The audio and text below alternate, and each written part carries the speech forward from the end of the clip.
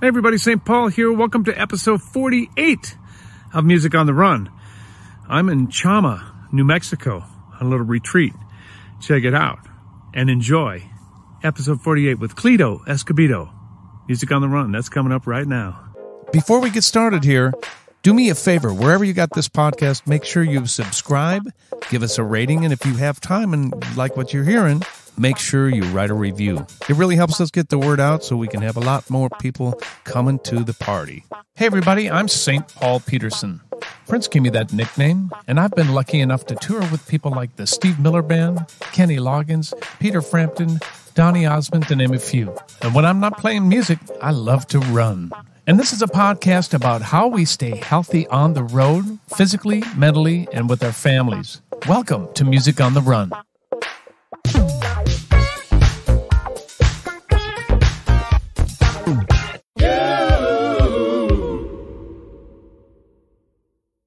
Hey everybody, St. Paul here. Welcome to episode 48 of Music on the Run. I hope you're all doing great. I am in South Carolina. I'm recording a band down here. You know, the last time I was down here was 3 years ago, and I had the opportunity to work with Daryl Hall at this very same studio that I'm at. I'm actually in somebody's office. I've commandeered someone's office.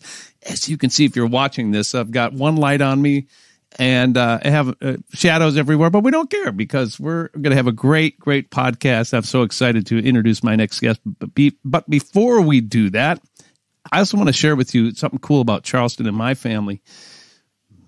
My mom and dad got married here before he was shipped off to the war, and I had the opportunity to go and visit that church the last time I was here producing Daryl and talk about, you know, the flood of things that go into your head about that day before, you know, and that's what the soldiers did, the GIs did. They got married before they went off to the war. So, you know, can you imagine what that would be like, and especially for my mom and dad? So this place holds a special place in my heart. So it's fun to be down here working with these fellas at Truphonic, and let's move right into it.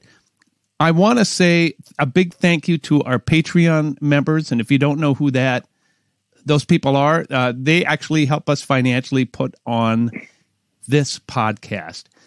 If that's something that you'd like to do, you like what you're hearing, go to patreon.com/Music on the Run podcast.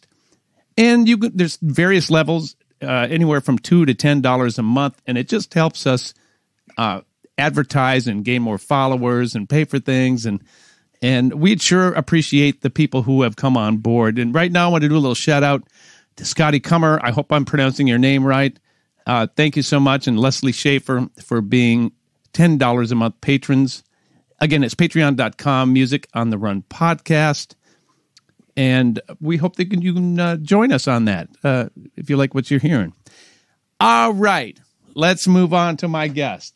My guest today, he grew up in Las Vegas. He's a saxophonist, a singer, a composer who's toured with Paula Abdul, Mark Anthony, I think. I'm going to ask him about that, and Philip Bailey from Earth, Wind & Fire. His gig for the last good number of years has been the musical director for the Jimmy Kimmel Show.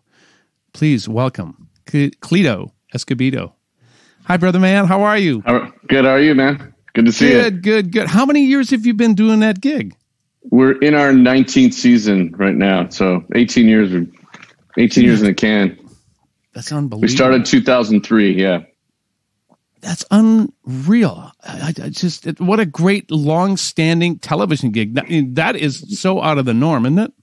It's way out of the norm. I mean, I thought it was going to be, maybe 13 weeks or 18 weeks and I'd be back on the road, but we've been very, very fortunate. And, ABC stood behind us even when we were having a little trouble in the beginning, and it's turned into just a beautiful gig, especially as a father, not having to go back on the road anymore, for a while. Absolutely. But, we're very fortunate. We're all very happy that we've been able to have that gig for that long and still having fun.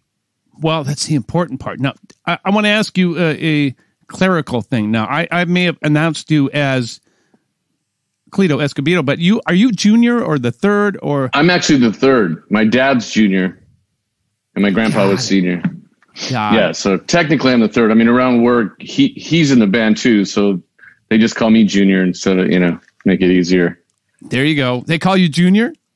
Well, when I was a kid, like Jimmy still calls me Junior because when we were growing up, that's what my name was on the block, so. Is that right?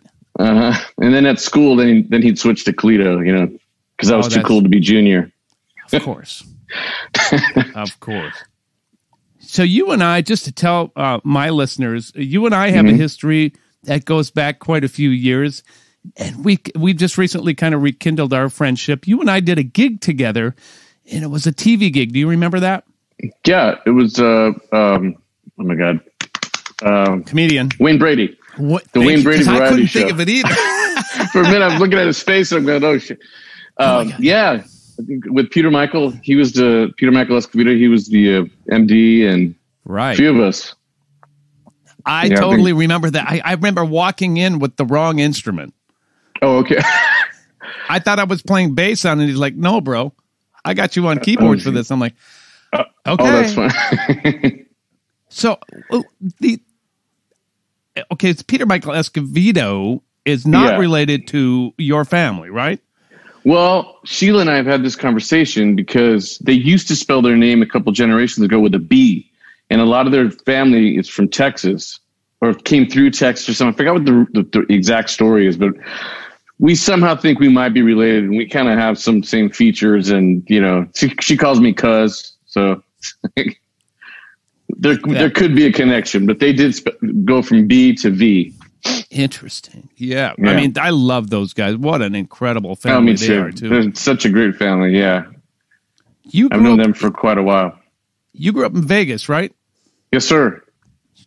And tell me about your family, because I know you just shared with us that your pops is musical, but tell us about the rest of your family. Are they musical as well?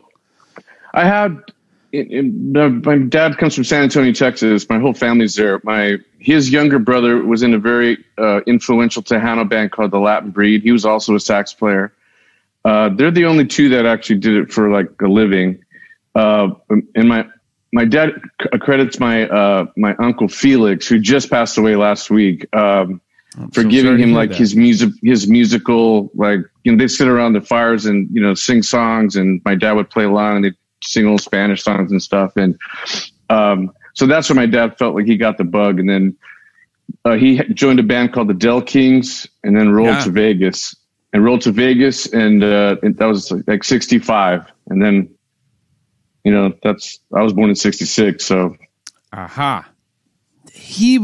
Didn't he tour also with the Righteous Brothers? No, he had a couple of friends with they would open for certain acts, but the Del Kings turned into Los Blues.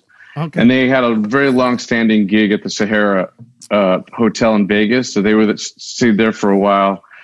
But they had a really long run, and they were like the only game in town after the shows. So their first show started at like 2:30 in the morning. Oh, and the second one was 4:30.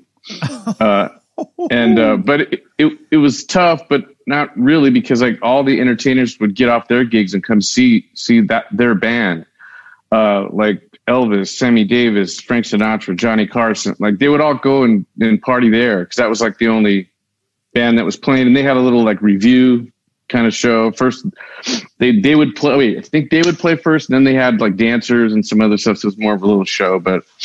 So they did that for a long time, and then they made a record that I should send it to you. I think you dig it. And then they lost the Sahara gig and they went on the road and did that for a few years. And then for my dad quit. So because he was sick of me crying and my mom and I crying every time he'd leave to go on the road when we couldn't go with him anymore. When I started school, so he hung it up. Huh. What a heck of a decision for a musician to make. I mean, what a cool gesture by your pops. I mean, man, it didn't hit me until I got older and I really started playing and started loving it and everything, because I just wanted my dad home as a selfish 7-year-old, Of course. But, for him to make that sacrifice was quite a big sacrifice. And he got a job as a busboy at Caesars after that, after being in, a great band. And and having all those accolades and everything. And then he worked his way up, and he did that for 30 years. And then I was lucky enough to get this show, and he's been playing with me for 18 years right next to me. So he was able to get back to being a professional musician, So what a gift to be able to give back to your dad. Right. I mean, after he worked his ass off for 30 years for me. So it was so good for him to be able to really work for it. Like his son and his honorary son, which is Jimmy, because, he's known Jimmy since he was 9 years old, so. You guys were running buddies, right? Back in the day. Oh, yeah. We moved on the same block, in the same track home. He had come from Brooklyn, and I just met him on the street one day, and then we became pals and been pals ever since, through Cowboys and Indians and Hot Wheels and, Sure. All the things that all the little friends do, right? Yep. Bikes and, So did I read that you guys made a pact at some point that said one of us makes it, the other one's coming with? Is that fact or fiction?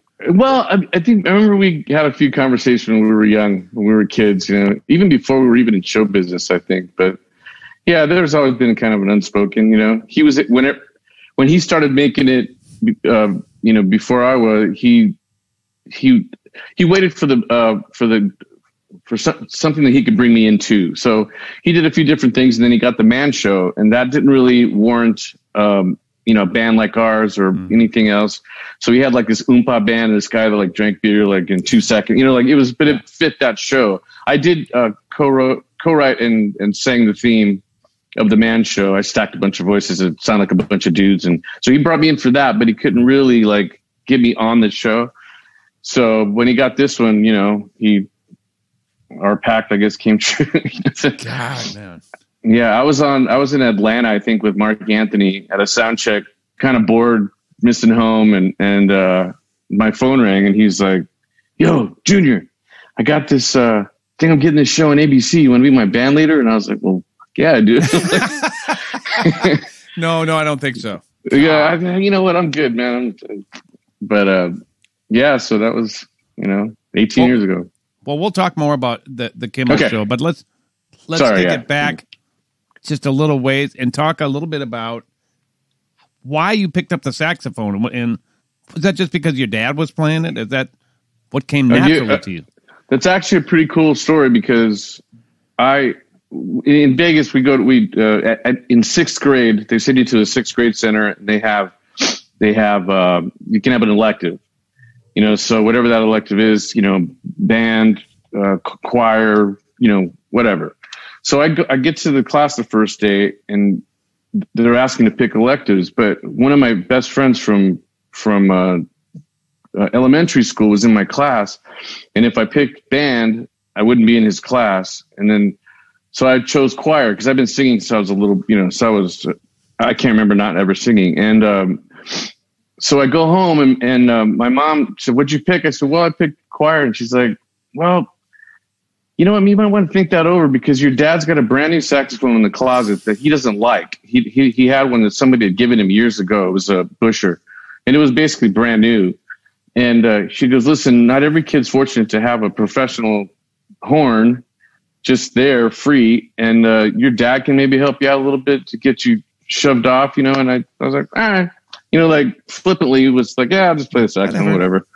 Yeah, kind of like that. And so then I started playing, and by the second year I was playing, I was starting to excel a little bit and trying to improv, and I would get really frustrated when I could hear my dad could play the blues or whatever, and I couldn't. And so I would just start sitting in my room and trying to learn whatever I could. I was never a big shedder and whatever, but I would sit in my room and try to play records and play along with them. And so in eighth grade, I was already starting to solo in what we call stage band at the, in junior high. Yeah. Yeah. So that's how that started. What kind of record were you listening to, been playing along with back in those days?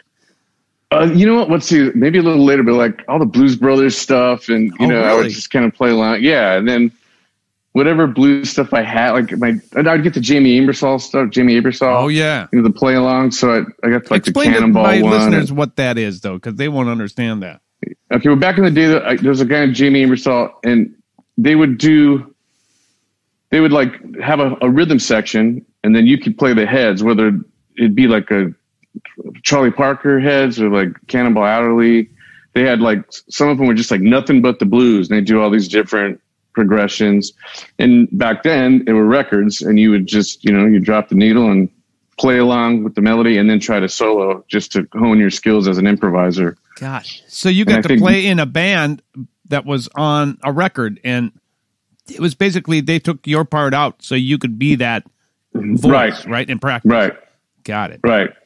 So you just play along and you're just kind of playing with the band, but it's just you in your room. Right.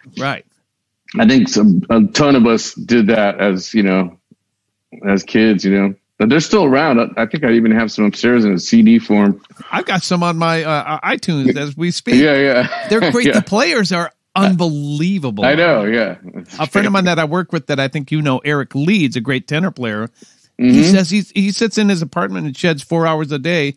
He says with the best musicians on the planet that happen to be on these Jamie Aebersold MP3s. Yeah, I know. It's crazy. He just loves it. So you're in 8th grade, man.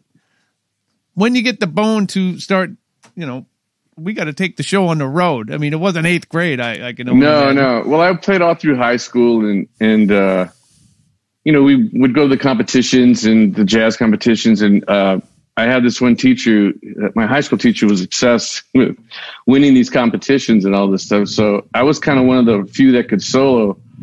So I was lead alto in the big band, and I would take the solo. It needed a tenor solo. I'd take the tenor out from under my chair. Then I'd take even though there was 2 tenors there, he was just so obsessed with like, you have to take these solos. I'm like, all right, I'll take, Anyway, so I got a little. Because you could play. That's why. Well, yeah, ish. And I got, I kind of got the bug, being on stage and having fun. I more so loved the music and like the big bands and the jazz part of it and stuff. And, so I kept going on through high school. I ended up quitting my senior year because of the same reason with the teacher that was obsessed with winning. And I felt I wasn't getting an education, So I went to UNLV early, and I joined their program early. So I did like early college studies there, and I joined a couple big bands there. Right. Eventually playing in all 3 of them. Like they did, I think 2 o'clock, 4 o'clock, and then what they called the zoo band, which was like, I think that was 3. I think, I'm not sure, but that's how I got started. And I originally enrolled at UNLV as a political science major because I think I had watched some Al Pacino, some lawyer movie, and I was like, yeah, that's what I want to do. I want to go fight the power, whatever. Right. And Justice for All. I think. And I was like, yeah, I'm going to be a lawyer. Then about 4 weeks in, I realized I'm a terrible student, and I switched it right back to music major and just started. Just kind of immersed myself back into that. Yeah. Right. And as far as, I hope I'm not being boring or long-winded. No, this is great. So you started throughout college? Were you working the strip or what? Well, here's what happened. Here's how I got, like, kind of in a weird way. I had a job at Wilson Suede and Leather, which was I don't know if you remember the. Of course I do. Yeah. Okay, so that was my last straight gig I've ever had. But anyway, so I was vacuuming one night, I gotta go. I got done with school, came, and I'm vacuuming. The phone rings, and this guy calls me up. He's like, "Hey man, I got this gig. These guys called the Indigos, and they were like a Discount Temptations, like same suits and steps and whatever. And they needed a sax player. And they had like 15 weeks booked. And the guy goes, they got like 15 weeks, and it pays $350 a week. And I was just like, $350 a week? How am I ever going to spend $350 a week? Like, I was like, yes, let me go. So I went. I didn't really even have to audition. They just threw me on stage, and they had some like makeshift charts, and I was just but they're playing like Conga by Miami Sound Machine, so so I knew a lot of those horn lines, and or just old stuff. And so I started playing with them, and still trying to go to school, but I'm getting off work at 2:30, and my first class at 7:30, and I was like starting to miss classes and miss like my theory classes, miss that. And then finally, just to make a long story short, they were going to go to Atlantic City for a month, and it was going to fall like right in the middle of the next semester or something. So I went to my dad and I said, "Hey, Dad, I really want to do this gig, and I want to go to Atlantic City and see what it's about, but I have to take a semester off because it's going to be right in the middle of the thing." And his answer to me was, I did the same thing when I was your age. I went to Grandpa and said, can I not go to college and go on the road? And he's like, "Hey man, if that's what your passion is, go do it." So he said, there's no way I can tell you no. So I rolled. Wow. And before then, one of our friends that we were just talking about, Jerry Lopez, we were talking about not on screen, but so right before, I've been playing with the Indigos for a while, but we alternated with the band called Santa Fe at the Hilton, I think it was, where I met Jerry. And they would do a set, then we would do a set, and I just like fell in love with Jerry. I was like, who is this cat? And his singing and the band. And they were very popular in Vegas at the time. So I had known about him before. And but I just never forget. I walked in and he was singing something. He had long hair, and he had this like kind of Prince-like coat, and he just he was just bad. He singing. I was just like, I want to be that dude right there. So we became friends, and he knew all about my dad, and they came from Santa Fe, New Mexico, so they knew a lot about the Tejano scene, so they knew my uncle. But, my dad's band, not to be braggadocious, but they were kind of a legend in Las Vegas for a long time, and people still know of them, So we had a connection right away, and so I kept in touch. When I went to Atlantic City, I would still call him every once in a while. We were hooking up, and he was like, "But maybe one day we can, do something together, maybe you can get in the band if we need something, whatever." So I got home. I forgot how long it was, but I got home and he said, "There's an opening. And if you want to come audition," they wanted to see if I could sing background and stuff. And I'll never forget. That's why I love the song September so much, because that's what I was singing background on that, to audition for them. I got the gig, and then I had like the best 4 years of my musical life with him. I just had so much fun. I learned so much from Jerry. And if any of your listeners don't know, that you look up Santa Fe and the Fat City Horns now. When I was and to let my viewers know, Jerry Lopez has been a friend of the Peterson family. I can't remember for how long. And I've had the great opportunity to go and sit in with Jerry every time I go to Vegas. He's like, Monday night, come on out. We got your charts. We're gonna and he's been so kind and extended opportunities to me, and I've been able to extend opportunities to him, and it's just been a beautiful friendship. And he couldn't be a more talented, down to earth, great guy, and just oozing with talent. Yep.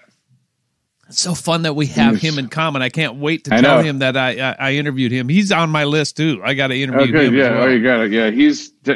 Yeah, he's like my big brother, man. He taught me so much stuff about a lot of stuff, not just music.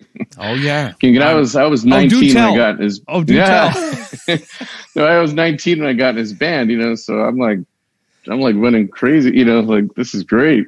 And finally, like in a popular band in Vegas, and it wasn't.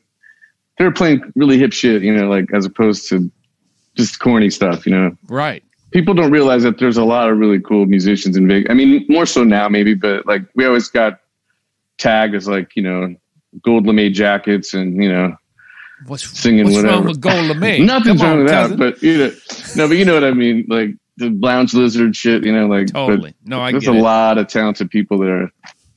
So you spent 4 years with Jerry in I think it was 4 or 5. It might have been a little longer. Because I get some of my dates mixed up. Yeah, about 86 to like 91. Yeah.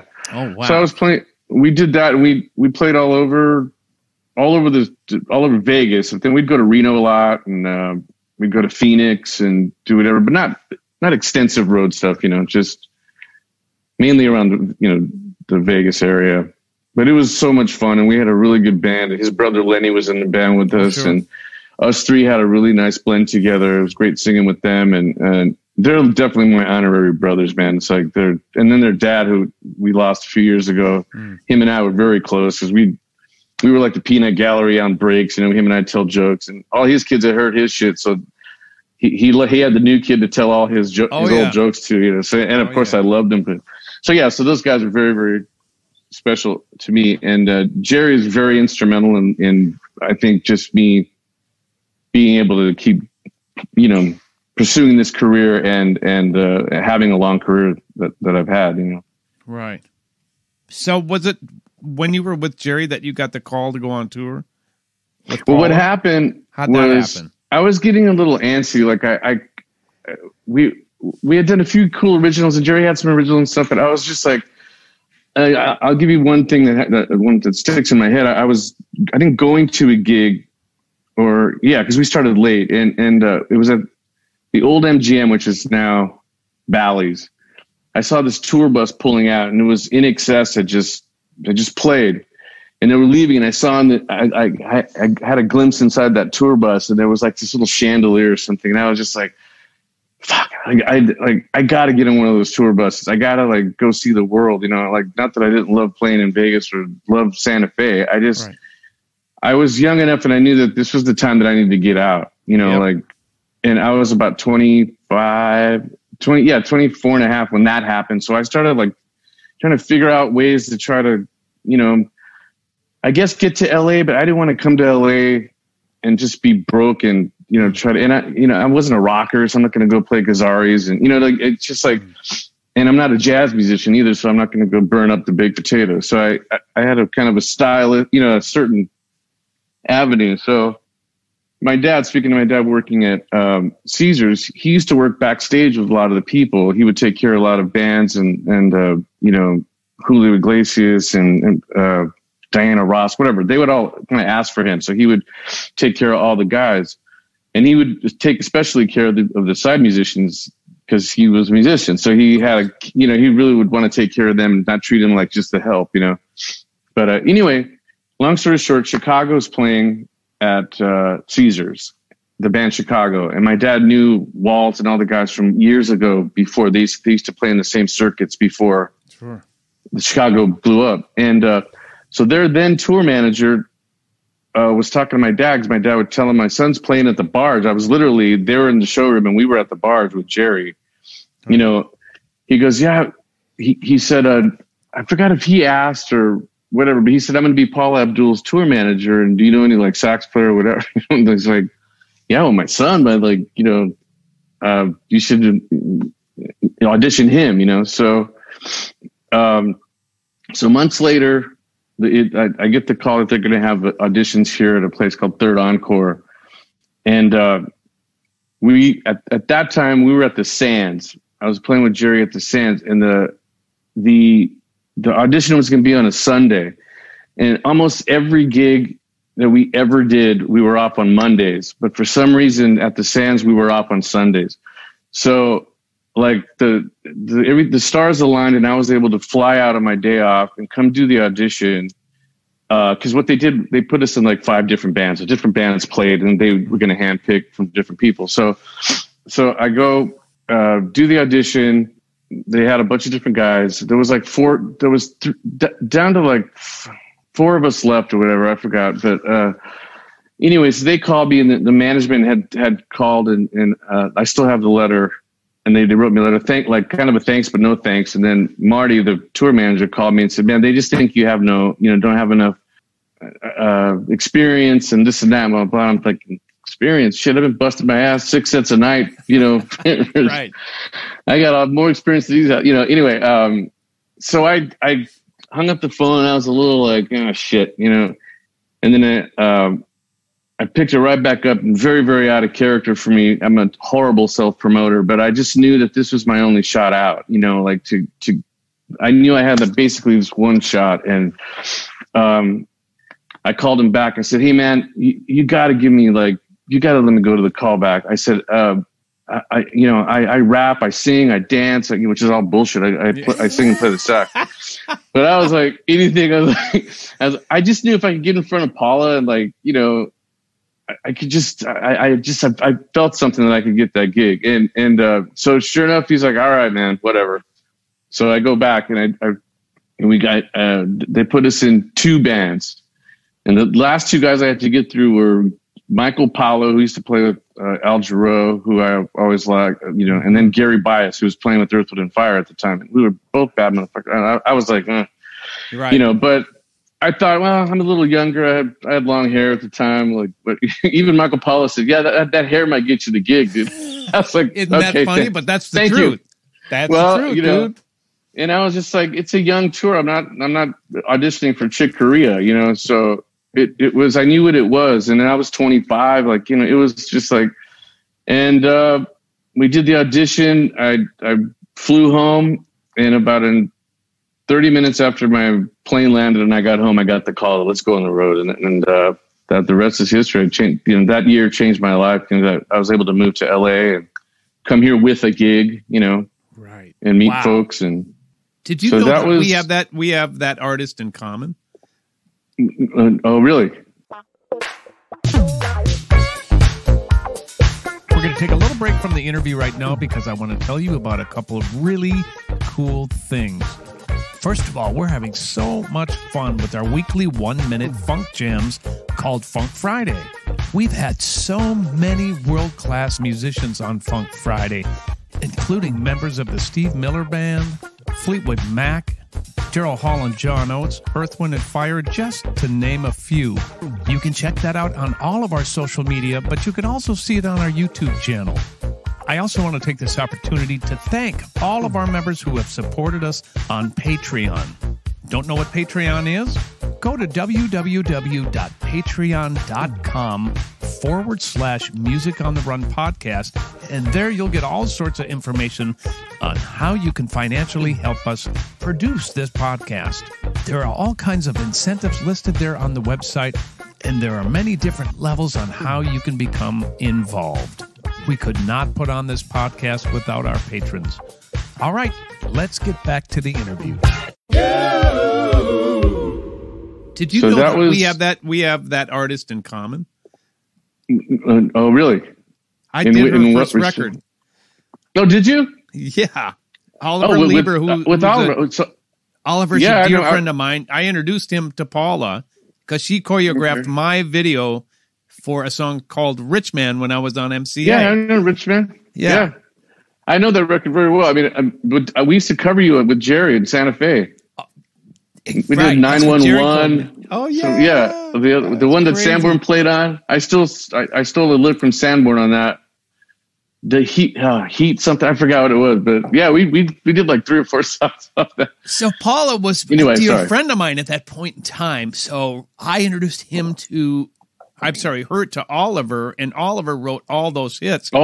Right. All those, and we did all of that in Minneapolis, or 90% of it. So I was with him on a daily basis. Wow. Playing I did not know that. Playing bass, playing a lot of the horn arrangements and stuff. Right. But who knew? Oh, that's great. That's such a great story. It's just such a weird, yeah. So that was your beginning of life on the road, huh?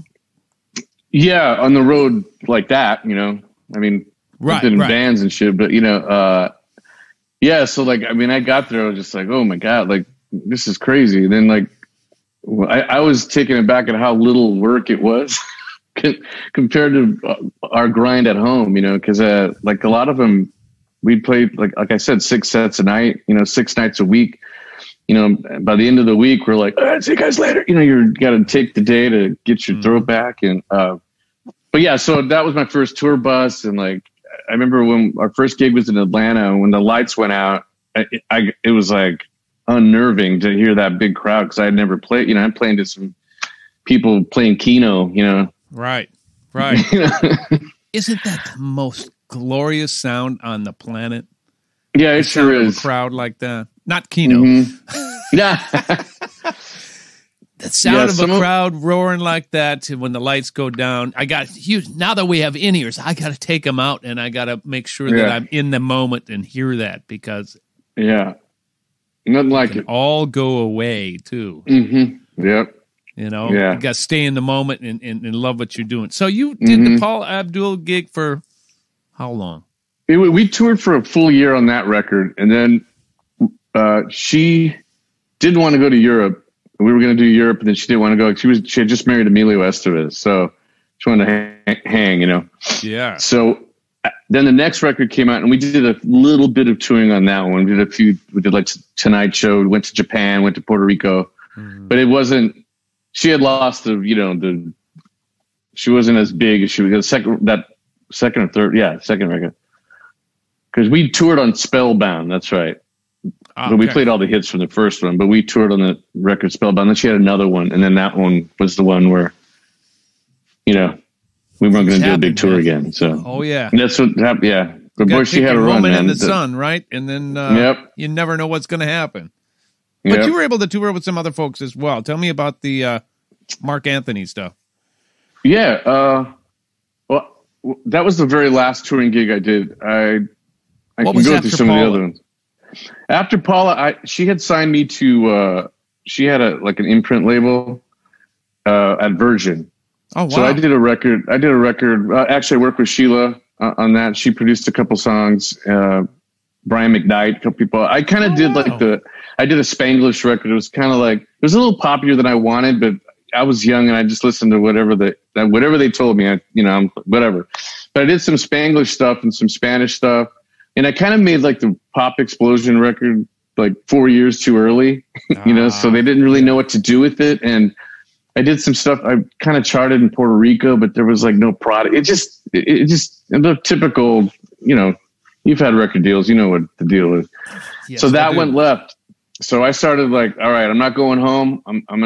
I still kept trying to pursue being an artist, but I just thought I'm going to work. So I just started going and I started doing vocal sessions, a lot of stuff in Spanish. I found that little niche and I found some people that got me into that. But through that, I recorded with a guy named Luis Miguel, who's for my money, man, one of the baddest singers. I mean, walking the planet. I mean, he was amazing. I didn't know how big he was, but during recording a couple of these songs, his band leader was like, yeah, we're losing our trumpet player. Do you want to maybe you can play alto and sing background? I'm like, yeah, sure. So that was my first bigger artist that I toured with him. But talk about crowds. He would get police escorts in Argentina. We played River Plate Stadium to 80,000 people at and just people scream. I mean, it became it was kind of scary. The crowd is so big, it was its own entity. It's this big monster, Wow. But so I did that tour with him. I only did one South American tour with him. And then I came back and was gigging around, blah, blah, blah, still doing sessions and still trying to write stuff. I had a few other bands I was in. I played with a band called Cecilia Noel and the Wild Clams. That kind of kept me sane for years. It was like a salsa funk rock band. I used to say she was like Gloria Estefan on acid and steroids, kind of she's right. From Peru. She's she's the best. And my whole band that's how we met. The band that I have on TV now. Okay. Yeah. We all played through that. We all went through that band and met that way. But anyway, to keep going. So I bopped around, did my thing. I'm still making a living, fine, but not. Oh, in between that, I toured with Philip Bailey, twice to Japan, which was my favorite, one of my favorite gigs I've ever done. It was so funky and he was so nice. And totally one of my childhood idols. And so for those of you who don't know who Philip Bailey is, he is one of the lead singers of the band Earth, Wind & Fire. And he did some solo stuff too. Yeah. And that's what he's talking about. Easy Lover with Phil Collins and stuff like that. But so I toured with him. But anyway, so after that, blah, blah, blah, I get a call that Mark Anthony's looking for background singers. And since I've been doing some Spanish stuff, I knew a lot of those people. So I just went and I sang and I just sang. I wasn't really auditioning. They just gave us his stuff. And it was right when he had that, like I said, the Latin explosion hit. So he did some stuff in English. So I did both the pop stuff and the Spanish. But so I toured with him for 3 or 4 years. We did a couple tours. Yeah. And a lot of the TV stuff. And so I was in New York all the time with him, which was really fun. Yeah. And the band was amazing. I used to get so frustrated because I couldn't play with that band. They carried two trumpets and 3 trombones. Oh, it's a straight up salsa band. Yeah. Right. So, and some salsa bands will have sax players, but not a lot of them. So I was like, shit, but it was still fun. And I was singing all those things. He's another bad mofo, high and hard all night, every night, never loses his voice. I don't know, I'm not that durable. But well, 6 sets a night, I think you're pretty durable. Yeah. Give yourself more credit than that, bro. Right. But yeah, cement. So I did that and had fun with that. And then I got the call from Jimmy, and then that was, like I said, 18, 19 years ago. Perfect transition to the Jimmy Kimmel Show. You are the musical director. What does that entail on a daily basis? So that, like, for me, what I like pick all the songs that we play, and I let the guys. I don't write everything because I wanted to spread the love since I wrote the theme. I thought, let me have the guys do the walk-ons, and some of the bumpers. We'll do like 2 covers a night. Some like whatever, the 1975, whatever new band, 21 Pilot. We play all the younger bands trying to stay, hip as it is, and then we play some funk shit at the end. That's what we're a kind of a horny funk band. Like that's what we like to play, and so we do that. But so I go find songs too. Like I search the charts, Spotify, whatever, anything that's good for our band. Like that's kind of what I do. I cut off. I'm the band leader. And like we used to have a joke, like, if you meet a girl, does this look familiar? Like as he cuts the trying to be cool, right? Yeah. But so I just kind of run things, and out. The producers will call me for a bit. Like we need a fake commercial. Can you sing this? Or my right hand man's Jeff Babco, a keyboard player, trombone player as well. So he'll usually do the tracks. Him and Alice, we'll sing the stuff together, or if we need a female, we'll produce that and have the female come in and, sing or whatever. And just the day-to-day business stuff that I'll take the heat for not take the heat, but like when there's stuff coming down from the top, whatever, I get the call and then I'll tell the guys what's going on and what else. But mainly, I'm just cutting off the band and picking songs and, playing with my guys, How much different is that, the grind of that, than touring? Just to differentiate for my listeners. Well, the touring, you're on the road, and as you're sleeping kind of weird, and some sound checks go longer than others. I'd be off in a strange city, and I don't know. There's a different kind of a grind. Like for this, it's just more of a 9 to 5, and each day has a different challenge. Like I said, sometimes there's a few bits that they need to get right away, and like, oh shit, I need it by 3, and so, whatever. And then some days we just go sound check, and then we come back. We go to Jimmy's rehearsal, we do our rehearsal, then we don't do anything until we tape. Right. So it can be easier, but I do miss some aspects of touring too, but I think it's kind of a young man's game as well. Well, you can't really, with the gig you have, you can't really go on the road. Is that right? Yeah, what? I can't. I mean, the guys can and have, and I've let, they sub out if they need to. And I have a couple subs each chair deep, Sure. But like, Babco's, he's toured with James Taylor and Sheryl Crow, and I would let him leave for a while. Toshi, our guitar player, Toshi Anagi, used to tour with a guy named Yazawa, who's very big in Japan. So it was just a very lucrative gig, and I'm not going to staple somebody to our stage. So I'd like everybody to be able to go out and do, as long as we can do the gig here at home. But you I'll save let them their go. seats for them, don't you? Oh yes, sir. They're not only my favorite musicians, but they're my pals, man. So they're like my brothers, and especially but Jeff, Toshi, and I have been in a lot of different situations, and we've known each other the longest out of all the guys. That's pretty special, though, man. I got to give you props for that, because not every band leader will do that. I mean, some guys would go, I'm sorry, if you're going to go do that, the chair is going to be open and someone's going to come in. Right. But the fact that you hold down that, and that gives your buddies stability. Yeah, that's totally a great thing. So yeah. And I also I'm very clear with them that let's make sure it's really worth it for you to leave and to have us cover you, because if it's just some kind of weird little tour, I don't know, touring with someone like James Taylor, or you know what I mean, you got to let them experience that. That's a once in a lifetime kind of thing, you know. And it helps that Jimmy's cool with it too, and like a lot of the people, like Jeff, he plays with Martin Short and Steve Martin. Oh, he tours with them. So and then like, so it just works out because like Jimmy's a big James Taylor fan, of course, a huge Martin Short fan, friends with Martin, and you know, he's like, sure, go take a day off and go work with them for a weekend, you know, like, so, and we'll cover it, you know, so, but things like that, you kind of have to let your guys experience, man. I'm not that selfish.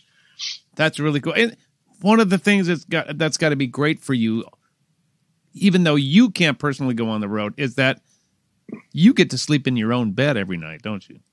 Yeah. I mean, and I do, being a father too, like to young children. I mean, I didn't have kids till a couple of years into the show, but to be able to put them to sleep at night and wake up with them and give them breakfast and take them to school. And then that's huge, man. It's like, as you know, and I was on the road with guys that had little kids, and it's hard. It's really hard. What a luxury. It's a giant luxury. Great gig, man. Yeah, man, I pinch myself daily. So you've gotten to play with a lot of artists on that show, right? Yeah, ton of people. Give me some examples of that come to mind. Well, I'll just because it happened last night, I'll give you. We had on the Doobie Brothers last night with Michael McDonald and Tom Johnston, and I watched the whole set. Like they did like 6 songs like off air, and you know, Michael McDonald and Stevie Wonder, like those are like my, you know, yeah. I love Michael McDonald. Like he has no idea what he's meant to my life, you know. But back to what you were asking, he sat in with us one time pretty early in the show, and I when I was singing with him, and his voice was in my ears, I literally got a tear down my cheek because I was like, you know, 15, 16-year-old Cleto shit his pants, you know, like, and couldn't be the nicest guy, couldn't be a nicer guy, you know. But man, dude, we've had everybody from Hall & Oates to George Benson to Edgar Winter, who was another one of my big heroes when I was a kid. And it's there's so many people have come through. I like forget. Lou Rawls sat in with us twice. You'll never which find. Is yep. But it was so cool because that's like, you know, my childhood. You know, but I couldn't agree with you more. When I did the Donnie and Marie show, Lou Rawls, Britney, Justin Timberlake before they were anything. I got to play with Robert Palmer, Stevie. Amazing. That's amazing. Yeah. My mind was completely blown out of the water to be able to play with my heroes. Once again, what a great thing for musicians. Your list of credits must read like, after 18 years, 20 miles long. Yeah, I mean, we've just been lucky that people sit in with us and they, you know.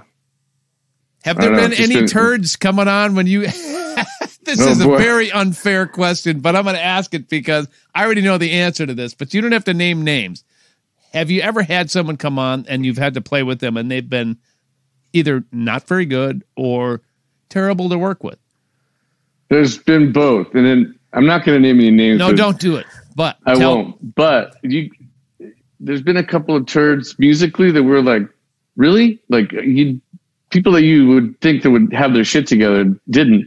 Right. And then a couple that are definitely less enthusiastic. They're like kind of bummed out that they're sitting in with us as opposed to out on our big stage or something, you know. Mm-hmm. And the attitude was definitely. You could tell. So, and we just try to be accommodating, and we're there hosting. We're basically hosting some musicians, and you know. But there's been some that are so great. Like we just had so much fun and so down to earth, and you know. And then there's some funny ones. I'll give you. Oh please, you can name it. I'm going to name a name, but it's not bad because he was great. But when we go to break, like usually the first break is the longest one where they'll show the band, especially when there's a sit-in, right? They'll give him 20 seconds, you know, so whatever. So we have on Kenny Loggins, right? So we're getting a great guy, one of my favorites, whatever. Yeah. He comes on and we're going to do This Is It. So I was like, why don't we do There's been times in my life, right? Let's do it like, just kick it off quick, you know? So he was like, all right, we're going to kick it off quick. So, so we go cut it off, whatever time. And then here comes the camera. Kenny just standing there. Fade to black. And I go, and then right as we go off camera, he starts singing, and I was like, oh, dude, like, I'm trying to get you on TV, you know, like, I want the America Kenny to see you. But he just kind of hanging, and that's the problem too. Some of them don't get like what we're, you know, or like that we cut off quick. Like we had on George Thorogood, and he was great, it was fun, but he didn't get the, like, as soon as there's a one shot of Jimmy, I'm cutting the band. There's some, you know, I'll try to make it musical, but sometimes it can't be. It's just like we're mid phrase or whatever, because I can't play over Jimmy while he's trying to, like, hey, we're back, you know.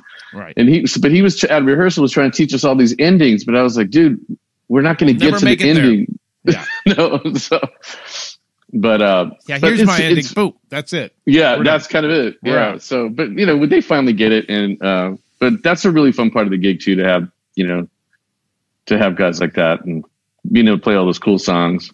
Oh yeah, you get to cover all those great songs. Well, look, you're on TV all the time, and because this is called Music on the Run, we also like to focus about how you stay healthy, man. How you keep looking like you're, you know, 35 years old, young man. What does your health mean to you, man? How do you stay healthy? I just try to eat right, and I'm very good at portion control. Like, I'm not. Yeah, I'm actually not. But as I got older, I had to be, because, like, when I was a kid, I could eat a pizza after the gig at 3 a.m. and wake up a pound lighter, you know. And I mean, over the pandemic, like, we have a gym across the street from the show, and I used to walk across, but, like, I've been so paranoid to go back to a gym. I haven't been doing much. My wife and I bought a Peloton, and we were doing that for a minute, but, you know, I get in my ruts with the exercising stuff, but I just try to eat as best I can. Right. And you said you go through ruts and stuff like that. What's your favorite thing to do? Are you like a treadmill guy or a bike guy or a I like to lift and like bike, because I used to love to run, but my knees are shot now, so I can make it like up the street, and I'm like, I can feel my bones. Check, please. Yeah.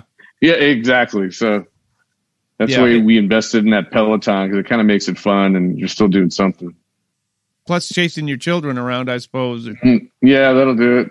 My little boy's playing baseball now, so we're trying to get out in the yard as much as we can and do that kind of stuff. So what are you working on right now, man? Besides the show, do you have any music that we're going to be able to hear? Well, you know what?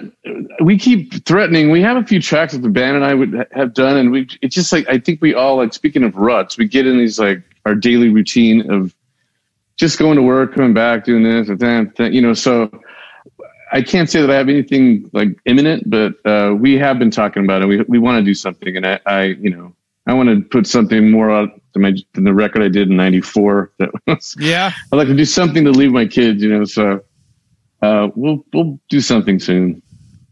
Hey, what keeps you motivated to stay in the game? What is that one thing that just keeps driving you to excel and keep going?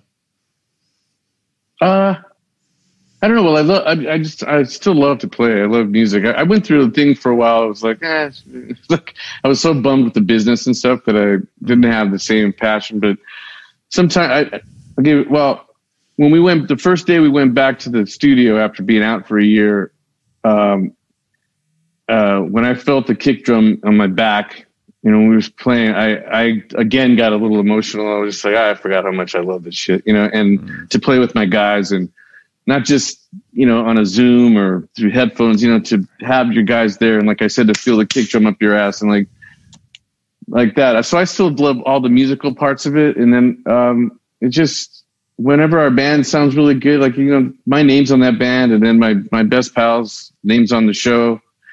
And I just want to do the best I can. And I feel like we throw it down every night. You know, the guys, like I said, I love my guys, and I feel they're the best in the business. And it's that motivates us to just keep going and trying to do the best we can.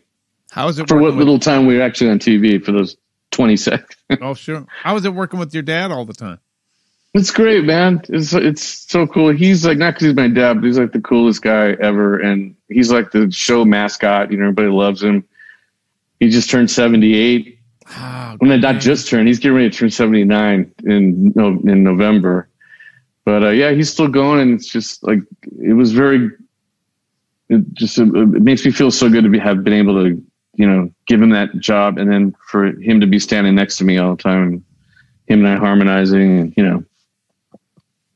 Boy, I sure know cool about that. I mean, I was blessed enough to do a lot of gigs with my mom as well, who was a brilliant jazz pianist and singer. Wow. And I get to work with my brothers and sisters. And there is nothing like working with your family members. Yeah, no, it's amazing.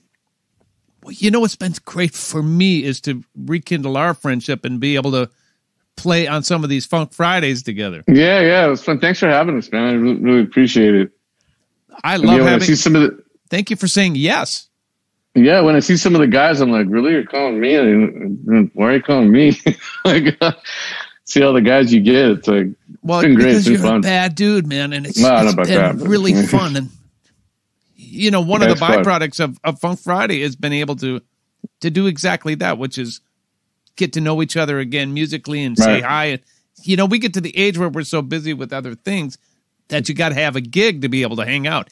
And even though this gig is like 1 minute long, we still get that banter back and forth for that short amount of time.